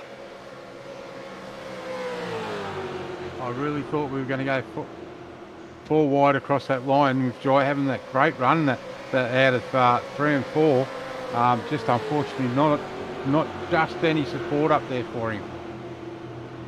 Just could not get the run. I think crucial moment when Finlay and Patton made contact with each other, that really cost them the chance. There was a little contact behind as well. Let's see who that was. It was Andy Barber and Ash Nazir. Yeah, they made contact coming up to the line, but they made it across at least, just not facing the right direction. But it is the 45, the man that started 5 laps down tonight, Gary Wellman. What can we do to stop him in this series? He has been on an absolute hot streak. He's got these cars figured out, doesn't he? Well, it's been a very good week for Wellman. He got his first victory in the Anscar Thunder Series on Wednesday night, as the Sim boys are synchronized burnouts at the moment, as Wellman, Maxfield and Troy Davidson round out our podium positions and celebrate in style with each other, doing some epic burnouts. But we see that as they come to the finish line, 9 thousandths of a second between Wellman and Maxfield across the line, 52 hundredths of a second between Davidson and Maxfield. So it was very, very tight. And I believe Jaeger and Davidson were identical as they got across the line as well. So absolute photo finish there. 52 thousandths of a second between Davidson and 52 hundredths of a second between Jaeger and Davidson. They were identical times across the line, but Davidson on the inside lane got the tick and got himself up onto the podium, so they can do a team burnout here tonight in style. It's Sim Boys locking out the front 3 positions here at Talladega. Oh, and there goes one motor. Gary Wellman blows his motor. And I'm just going to quickly... Let's run through the results of tonight's race. And taking victory, it's Gary Wellman with Todd Maxfield coming home second, Troy Davidson third, top 3 positions locked out by Sim Boys. Raymond Jaeger tried his best to stop that from happening, but it brings it home in 4th. Derek Jacobs comes home a strong 5th position. Darren McKenzie in 6th. Jai Schultz comes home 7th. Adam Malone 8th. Christopher Finlay 9th. And Peter Madison in 10th spot. As we roll over the page, it's Matt Patton in 11th with Ash Nazir 12th, 13th for Dwayne Priest, Andy Barber 14th, Peter Gresson 15th, Nigel Patton 16th, 17th for Kobe Jordan, Steve Hoppett 18th, 19th for Philip Marsh, and Tom Lindholm in 20th.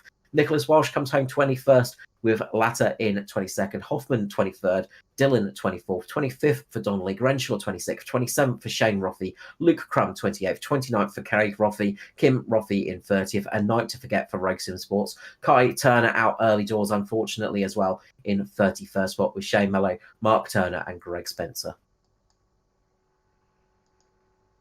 So just looking at the nominations for Sim Boys, and well, they've done their usual things of getting it wrong for their top three. Gary Wellman was picked, unsurprisingly, but unfortunately the other two drivers were not part of that run. So that's a shame for them in that respect. But let's start tonight with our season 5 champion. Sorry, season 4 champion. Okay. Yeah, there we go. I was trying to remember there where I was. Mr. Troy Davidson. Troy, welcome back to the booth, mate. It's been a little bit of time since we talked to you. Congratulations on a fantastic podium here tonight at Talladega. Yeah, thanks, Carl. Yeah, it's been a while. I've been a bit out of form and a bit of bad luck in between as well. But tonight was the night, and first time for us boys, the Sim boys, to get a 1, 2, 3. So we're stoked with that. Absolutely, a really strong performance tonight from you all. Obviously, must be frustrating. Seeing that green version of the Sim Boys. Starting about 5 laps down, still managing to get ahead of you. Yeah. We thought his night might have been over at the start, and we thought, is it too late to change the team? And I was wondering about that. And then we're laughing at the end there. We're like, buddy, because a couple of the other boys went out, and couldn't believe it. Really, well done to Gazza with that one. Absolutely. Look, great teamwork. We saw you guys working really well in the middle stages of the race as well. And we'll talk to Gary about that one as he comes through. But you guys were sort of shuffling him towards the front of the pack, and you kept yourself right at the front of the field all night long, crucially, and looked like you had it really nailed on that low line. Yeah, I sort of thought that. I think there was a super speedway earlier in this season, and I was hanging about 10 to 15th, just trying to keep it safe, and I've just figured that doesn't really work. I think in these you sort of want to be at the front, not racing too hard, but just trying to find a safe spot, and then you sort of just, because if you're sort of that 10 to 15 and a crash happens, it seems to just be a magnet to you and take you out. No, absolutely. Well, we saw that tonight. Well, it wasn't necessarily safe at the front either for a couple of people, but you managed to crucially keep yourself clear of those incidents. I mean, being on the low line, I imagine that helped a bit, because we saw everybody that sort of had those incidents tended to be caught right up on the high side. Yeah, the low line's a place to be safe, I think, but you also get swamped and lose some positions if you stay there for too long. So I think you sort of got to, I don't know, I find you stay there for a bit, but then just go up every now and then and try to get yourself forward again. But yeah, definitely seems to be the place to be, stay out of the wrecks. Absolutely. And well, we saw on my timing screen and on both my timing screens, it's got you and Jaeger setting identical times across the line for third place as well. But you managed to sneak in front there by Simboy's luck. So it was absolutely close there at the end. What were your thoughts coming up to that final lap?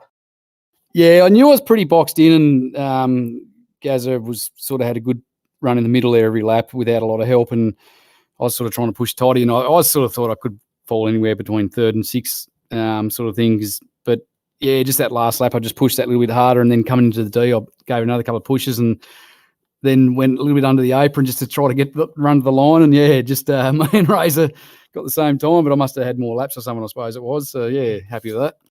No, absolutely. The Sim Boys needed the top 3 positions locked out. I think that's what it was there for. So congratulations on that tonight, Troy.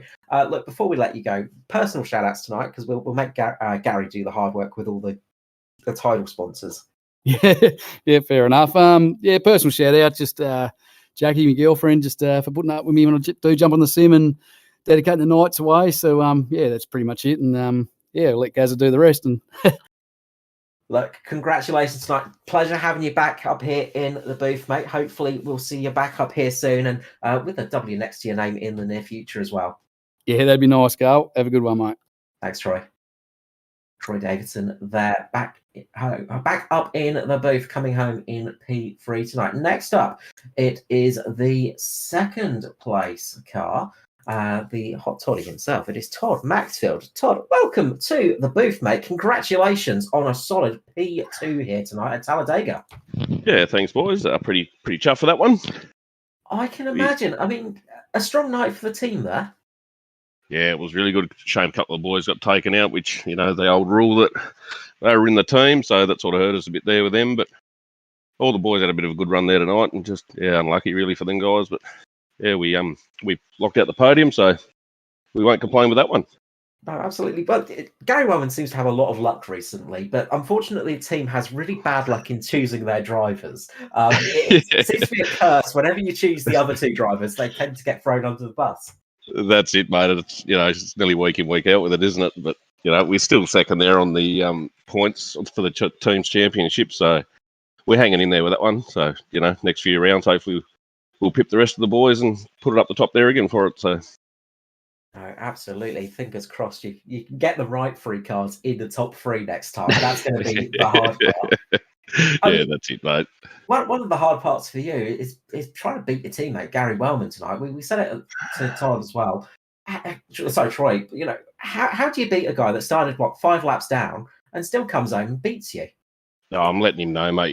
He's good when he gives himself 4 lap, disadvantage at the start of the race, and then takes the checkered. That's Gary's having a killer season, mate. He's on point. That's for sure. Absolutely showing off with this one, isn't it? You can say that.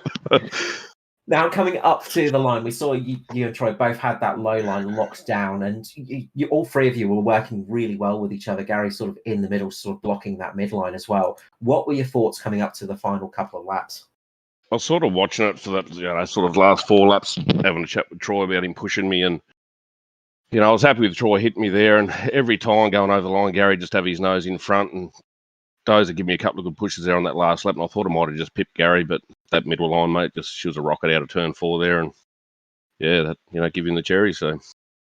No, absolutely. Look, a solid run from you all tonight. And we saw in the mid-race as well, a lot of teamwork going on, just shuffling Gary to the front of the pack when he was, I think he was 2 laps down at that stage. But that seemed like a crucial moment to get him back on the lead lap. Yeah, Gary was having a bit of a play there too for a few laps, chasing that quickest lap time, which I think he ended up with in that race. So, he played with that for a bit and then just got a good run and just shot himself straight to the front, really. And, he got the caution. I think he got 2 laps back on that one, so that helped him out a lot to get the win. Absolutely. I mean, do you paint his car with shamrocks, maybe? I mean, he seems to be very lucky tonight. I mean, go back and watch the broadcast to see one of those incidents where I think it was Kay Donnelly went flying over the top of him. Kay went flying over the top of him, and he just managed to squeak it through there. It's yeah. Yeah, I didn't say it. Gary was saying him more for a few cars, so I think he, as you say, he's definitely lucky. Absolutely. Look, it's a great thing. Congratulations to the Sim Boys as well tonight for 3 cars in at the top 3. Troy was just saying, first time for that as well. You must be really proud for that to happen. Yeah, definitely, mate, to be a part of it as well. It's great. We sort of chased it for a while now. We got the numbers just to, to get the 1, 2, 3. It's been unlucky a few times there. Had the 1, 2s, but tonight we got her. So go Sim Boys. Absolutely. Locking it out tonight. Todd, well done tonight. Look, before I let you go, the personal shout out, we'll make Gary do the hard work, of course. He deserves to have at least some hard work to do tonight. He does, yeah. Yep. Yeah, no, look, thanks to you guys for the broadcast. Razor putting on the series, we all love it. And United Electrical, Hot Toddies. That's about it.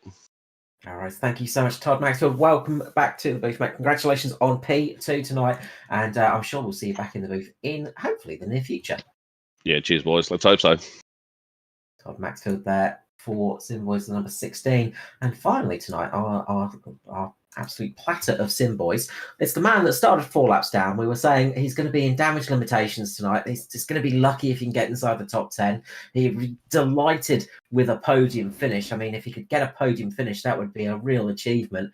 There's not really any chance he's going to win it, and then he goes and bloody wins it. Gary Wellman, welcome to the booth, mate. Congratulations on a bit of a crazy race there and a victory from the jaws of defeat. Yeah, that's it, mate. It's I don't quite know how I did that, but yeah, I sort of had to reboot the computer and get back in again. And by then I was 4.5 laps down, and I'm thinking, geez, I'm going to go 5 down. And caution came out, and I suppose, yeah, just those situations. I'm like, there's probably going to be a few wrecks, and maybe I'll pick a few off through the race and see how it goes. But yeah, never give up, mate.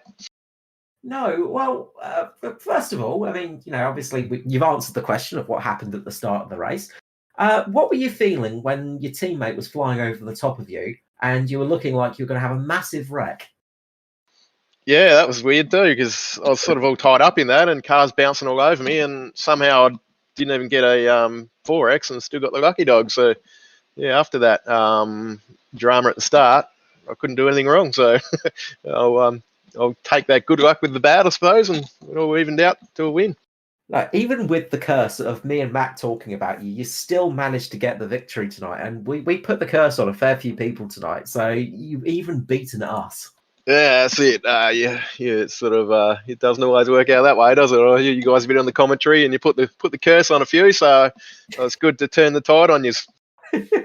You've broken it. Look, congratulations. It's been a pretty decent week for yourself. We saw you getting your first Thunder victory in Anscar on Wednesday night as well, and taking victory here tonight. You must be really chuffed with your performance on the ovals recently. Yeah, for sure, mate.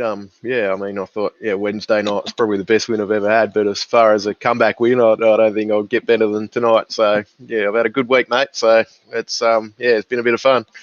Oh, absolutely. Look, epic drive here tonight, Gary.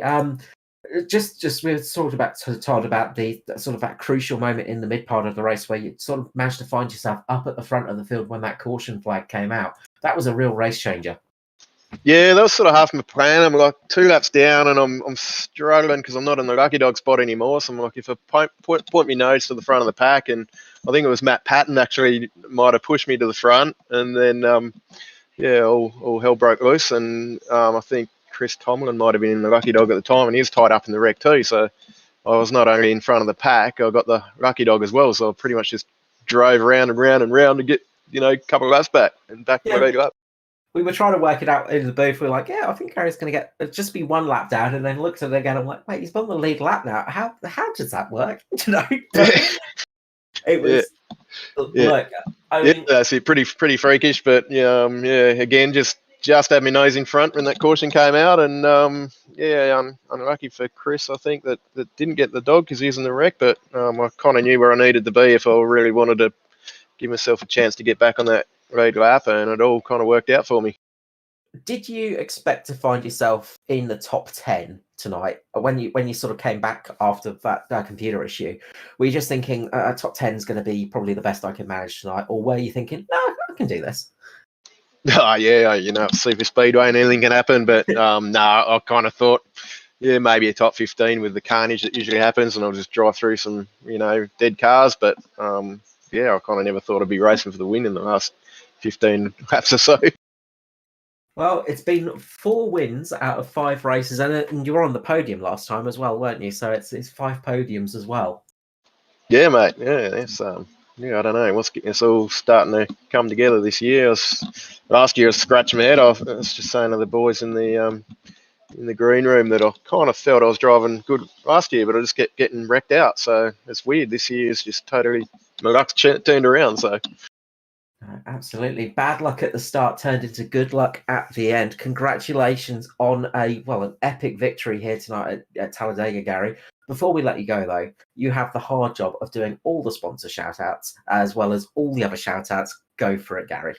Cheers, mate. The boys have probably said it all already, but the Sim boys again, and awesome for the boys to get a podium tonight. Rocked it out. I think that's the first time we've done that. We've come close a few times, so the boys were pretty pumped on that, and it's good to do some circle work with them at the end. But Hot Toddy's Heating Installs, United Electrical Solutions, and just you guys for the broadcast and the whole league. We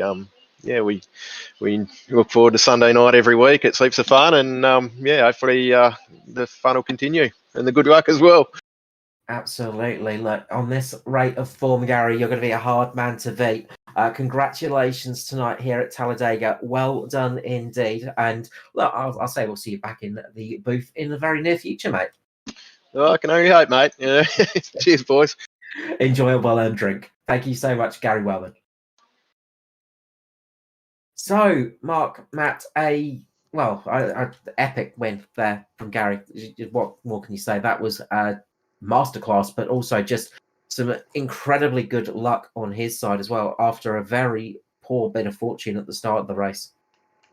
Yeah, definitely. Good to see him come back and take the win. Definitely a hard-fought race, and as you said, you got to have luck, but you also got to make your own luck on super speedways. Yeah, you've got to put yourself in those positions to be able to capitalise on that luck if that falls your way. I would have to think that every race now for the remainder of the season that Gary starts as the favourite to win the race because he's just in such a good run of form at the moment. No, absolutely, and we were talking about some of the other series as well. He's been incredibly good. There's a couple of us have been talking about how good Gary's been on the short tracks as well. He's absolutely on the form of a lifetime at the moment. Really, really on top of his game, and just tonight, I think, just shows it. It says 8 positions gained on the screen. It was much more than that. He had to gain 33 positions as well as 4 laps back as well. That has got to be one of the most unlikely wins for a long time there. It is, yeah. Like even the timing data doesn't know what to make of it. When I went to go have a look at Gary's stats and that, he's basically the timing data says it doesn't exist. So the timing data at the start of the race thought that he wasn't going to race because he wasn't in the server. So yeah, he's confused even that. Absolutely, and look, unfortunately, he didn't snag the fastest lap. That was Jai Schultz, so he lost out on one thing tonight. At least somebody beat him somewhere. For us, though, that's going to be it for tonight. But we have got more action coming to you next week, of course. We've got the Anscar Cup back in action at I can't remember where it is, Matt. We're at Nashville Superspeedway on Thursday. Yep. I should remember that because I had that in my memory because we just raced that in the Thunder. And of course, that's going to be a fantastic race. So we hope you can join us for that. And of course, the Weekend Warriors, Mark, will be back in action on Saturday night over on Checkered Flag. Yeah, definitely, mate. 160 laps at the Tricky Triangle, also known as Pocono. Well, you'll definitely have me in the commentary booth for that one because no way I'm driving there. I hate Pocono. And of course, we'll be back with more action from the Australasian Supercar eSeries next week at Texas Motor Speedway. It's the legacy version of Texas, of course. So we started out the season at the regular Texas. Next time out, it is Legacy Texas. So a slightly different version, a very fast Texas. We hope you can all join us there for that, for more action here on Performance eStreaming. But for tonight, from the My Private Sellers Australasian Supercar eSeries, myself, Carl Wilkinson, with me, Mr. Mark Johansson and Matt Hunter, we're going to wish you a good night, and we'll see you next week.